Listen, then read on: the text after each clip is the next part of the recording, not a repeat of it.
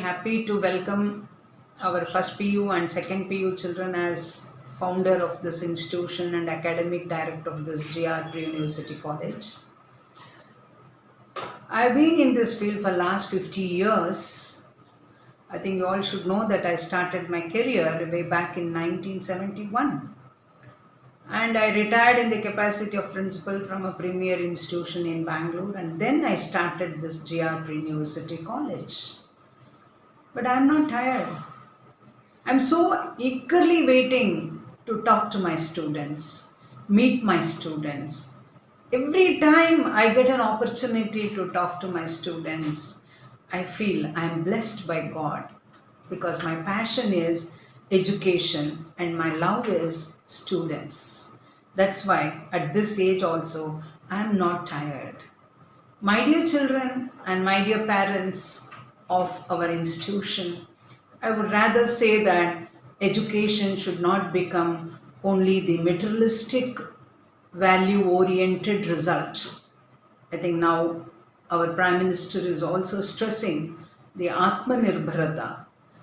Atmanirbharata has been really the root of our ancient wisdom of education.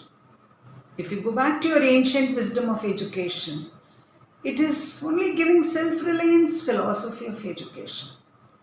Nobody gave them the bookish knowledge or the information cut and paste and download and read. They were allowed to think and reflect and react and then come to a realization point. This was our education. But today, of course, as we are progressing towards modernization, liberalization, everything, I think the education pattern also has changed, and also over a period the history tells us the invasions and the Macalist way of education has become today a very formal education, wherein we talk about the exams, we talk about the marks, and we talk about the profession, and we talk about the earnings. But I'm sorry, I want my children to be very, very healthy, as Vivekananda has put it. Healthy means I'm not talking about the physical fitness alone, the personality fitness. As Vivekananda has put it, strength is life and weakness is death. What is strength, my dear children? Strength is to know your plus points and your minus points, and you are the architect of your life, as Vivekananda has put it, and you are the sculpture to carve yourself as a beautiful sculpture. You can't ask a sculpture from outside to carve you. You have to. What is sculpture work? What is carving? Please understand.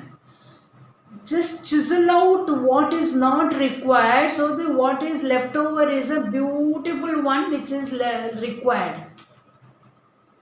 Now a student is very ambitious, having lot of dreams, having lot of persuasions, but very procrastination is there, laziness is there, then he cannot achieve. What he has to chisel out here is his procrastination and his laziness. There is a student who is very intelligent but not hardworking. Then he has to chisel out, not hardworking. There is a student who is very hardworking, hours together he works, but without any goal and without any purpose and without really keeping himself intact with the knowledge. You cannot do donkey work. If you do donkey work without any aspect of ability which can be elevated to real quality of performance, then it is no use.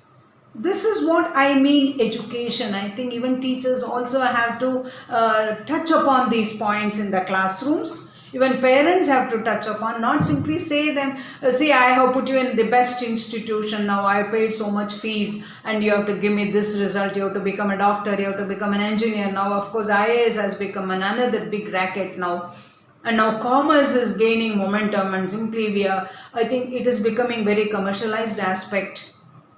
I feel education cannot be when you are studying PUC, You need not have to think about what you have to become, but you have to think how much I have to take out my ability which is being gifted to me, and without any laziness or postponement. This is very important. Time cannot wait for us. You cannot really think that there's a lot of time for me, tomorrow is there. No, if you don't live the day, you have no tomorrow. You have no tomorrow. Today comes because you have lived yesterday. But if you don't live yesterday, I think today is also yesterday only. Understand? Except for age, all other things, you have to live the day so that you will have tomorrow. If you don't live the day, you will have no tomorrow. Again, tomorrow becomes yesterday for you. Because you have not completed your work, you have not attended to your work. The day the work has to be attended, if you don't attend, that day becomes yesterday for tomorrow. Are you all able to understand, my dear children? This is the education we want to give. You have to understand. Everybody is being gifted with something or the other. And one more thing is, when we say, you don't have to brood over the past. Oh, I could have done better in the previous examination or previous class. I want to become this, I want to become that. These two both, brooding over the past and dreaming about the future, both should not enter your field as far as you are living the present.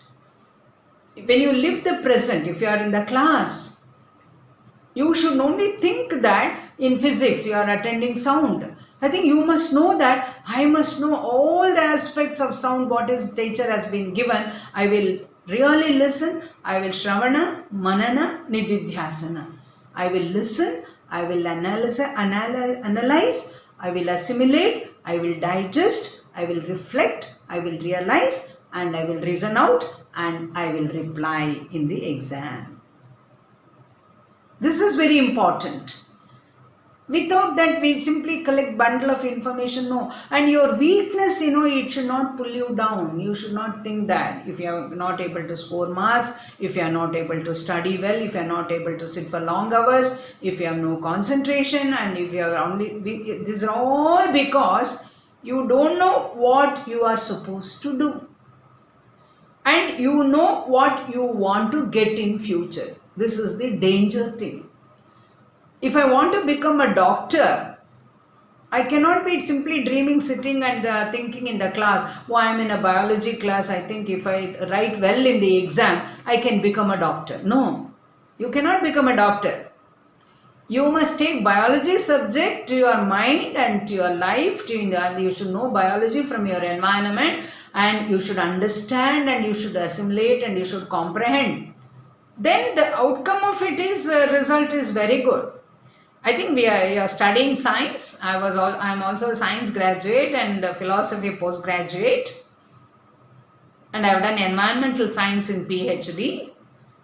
But I know that basic concept of science is every event has a cause. Under similar conditions, the same cause produces the same effect. That's all. One is law of causation, one is uniformity of nature. These two together makes the life goes on to go on, and any change happens only under similar conditions. Only change happens, not under any different conditions. You cannot have water with two parts, either H2O, when you say 2 parts of oxygen and 1 part of hydrogen. If you change, you will not get water. Only under similar conditions. What is that? 2 parts of hydrogen and 1 part of oxygen, under the conditions where it can really combine, then you get water. So you should understand that you cannot alter the conditions as required by you, but you should take control of the time and the place and the subject where you are there, and that takes you to great heights.